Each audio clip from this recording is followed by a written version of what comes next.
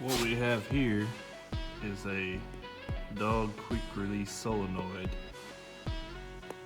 It is made out of a door popper solenoid and a lot of engineering.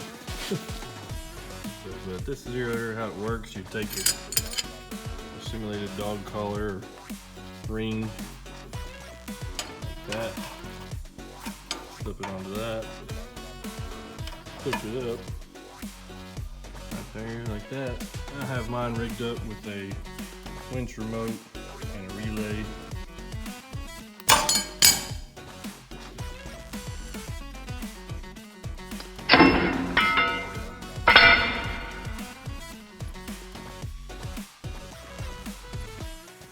Like I said, it's kind of a hack job, you know, a bit of this, bit of that, but pretty much a cheap winch remote, a relay, door popper solenoid, a little bit of tubing, and a nice little pin, and you can control two separate solenoids off of this one winch remote.